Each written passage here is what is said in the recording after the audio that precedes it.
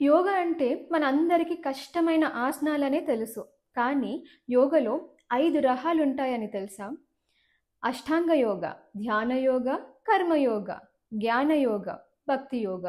ఇందులో ఈరోజు కర్మయోగ గురించి బ్రీఫ్‌గా తెలుసుకుందాం. మనము కర్మ అనగానే మనము చేసిన నెగెటివ్ పనులు మాత్రమే గుర్తొస్తాయి కదా!